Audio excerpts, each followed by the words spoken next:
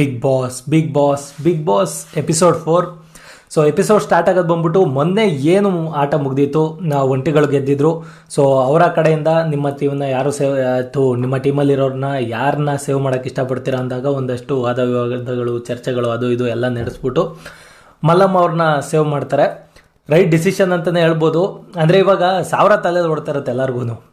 ಎಲ್ಲಿ ಒಂದೆಳೆ ಮಿಸ್ ಆದರೆ, ಎಲ್ಲಿ ಜನಗಳು ಹಿಂಗೆ ಮಾಡಿಬಿಟ್ರು ಅಂತ ಹೇಳ್ಬಿಟ್ಟು ಎಲ್ಲಿ ಮಲ್ಲಮ್ಮನ ಸೇವ್ ಮಾಡಿಲ್ಲ ಅಂದರೆ ಈ ನಮ್ಮ ಮಕ್ಕಳು ನೋಡ್ದ ಪಾಪ ವಯಸ್ಸಾಗಿರೋ ಎಮ್ಮನ್ನ ಇದು ಮಾಡ್ತವ್ರೆ, ಅವು ಎಮ್ಮನ್ನ ನಾಮಿನೇಟ್ ಮಾಡ್ತವ್ರೆ ಅಂತೆಲ್ಲ ಅನ್ಕೋತಾರೆ. ಇವಾಗ ಹೆಂಗೆ ಆಗ್ಬಿಟ್ಟಿದೆ ಅಂದರೆ 11 ಸೀಸನ್ ಆಗಿರೋದ್ರಿಂದ 11 ಸೀಸನ್ನು ನೋಡಿಕೊಂಡು ಅಲ್ಲಿ ಒಳಗೆ ಬಂದಿರೋರು ಸುಮಾರು ಜನ ಇರ್ತಾರೆ.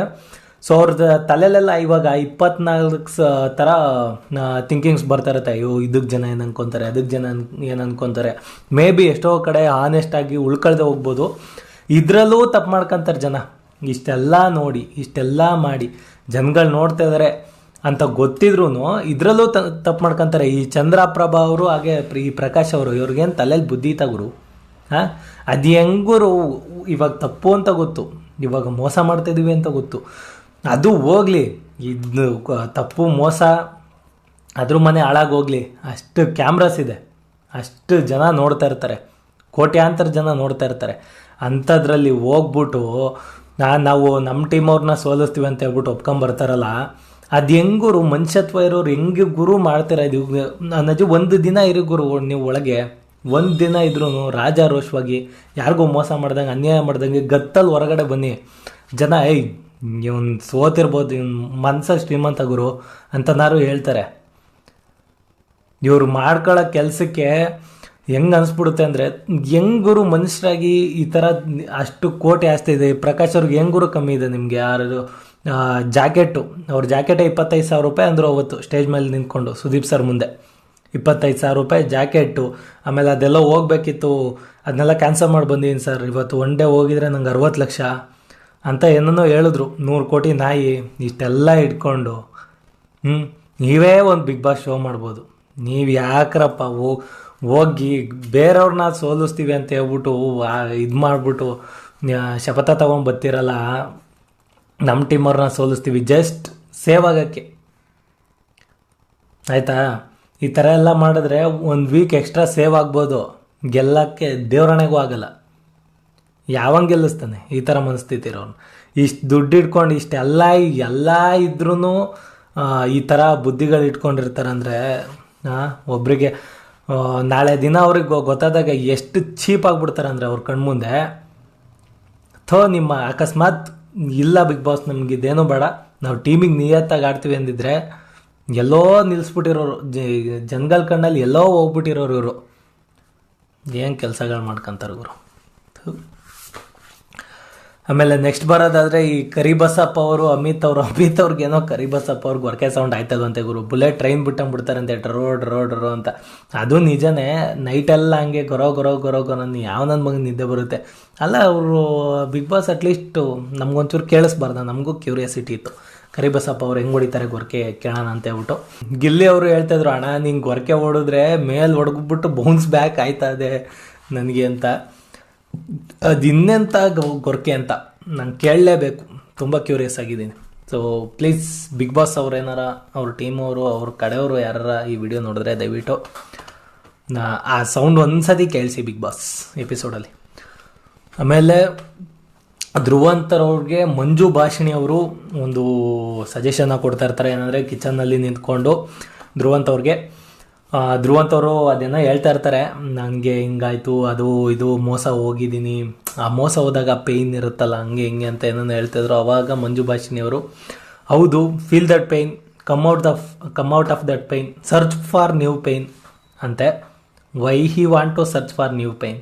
ಬ್ಯಾಡ್ವಲ್ಲ, ಪೇಯ್ನು ಅಂತ ಗೊತ್ತಿದ್ರು ಹೋಗಿ ಬಾ ಬಾ ಬಾ ಅಂತ ಯಾರ ಕರೆಯೋಕ್ಕಾಗುತ್ತಾ? ಪೀಸಾಗಿರೋ ನೀನು ಸಾಕು.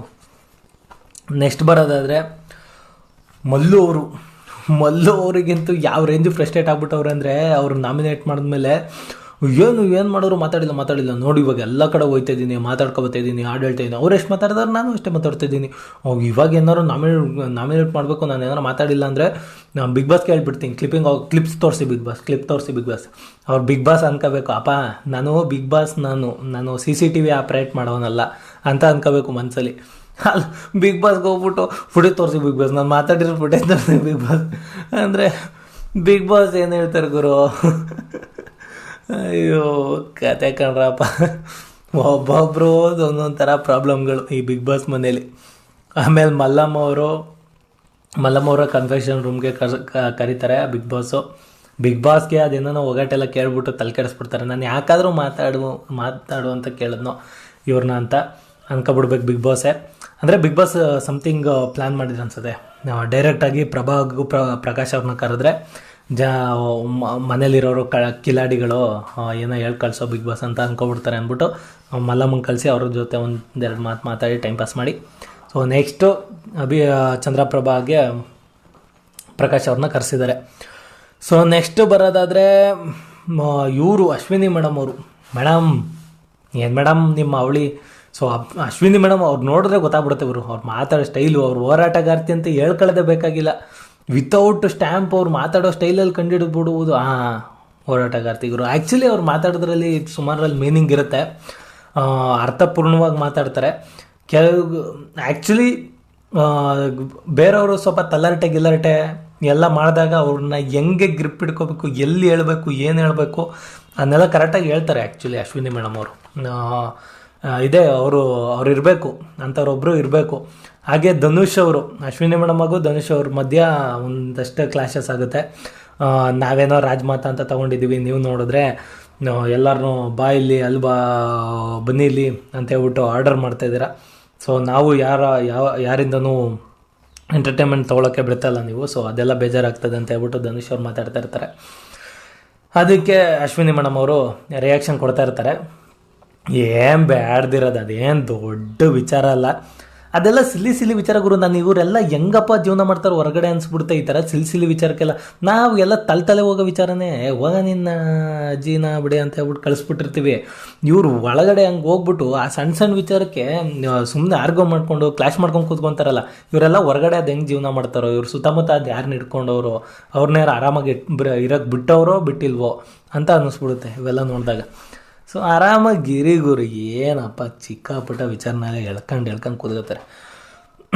ಸೊ ಇಷ್ಟ ಇನ್ನೇನಿದೆ. ಸೊ ಇಷ್ಟ ಆಗಿತ್ತು ಬಿಗ್ ಬಾಸ್ ಎಪಿಸೋಡ್ 4 ವಿಚಾರಗಳು. ಹಾಗೆ ಒಂದಷ್ಟು ಜನ ಕಂಟೆಸ್ಟೆಂಟ್ಸ್ಗಳು ಏನು ಅಷ್ಟೊಂದು ಕಾಣಿಸ್ಕೊತಾನೆ ಇಲ್ಲ. ನೆನ್ನೆ ಗಿಲ್ಲಿಯಣ್ಣ ಸ್ವಲ್ಪ ಹವಾ ಮಾಡಿದರು, ಇವತ್ತು ಒಂಚೂರು ಲೈಟಾಗಿ ಡಲ್ ಆಗವ್ರೆ. ಅವ್ರಿಗೂ ಗೊತ್ತಾಯ್ತಲ್ಲ ಏನು ಮಾಡಬೇಕು ಅಂತ.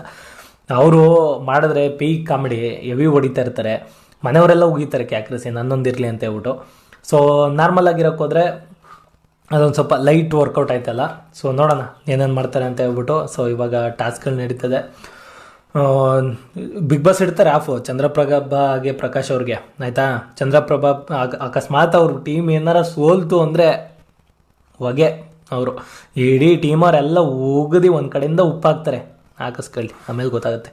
ಸೊ ಇಡೀ ಕರ್ನಾಟಕನ ನಗಿಸಿದ್ದಾರೆ ಚಂದ್ರಪ್ರಭಾ ಅವರು. ಅದು ಹೆಂಗರು ಅಷ್ಟು ನಗಿಸ್ದವ್ರಿಗೆ ಆ ಥರ ಒಂದು ಮನಸ್ಸಿರುತ್ತೆ, ಇನ್ನೊಬ್ರಿಗೆ ಬೇಜಾರು ಮಾಡೋ ಥರ ಮನಸ್ಸು ಏನಪ್ಪ.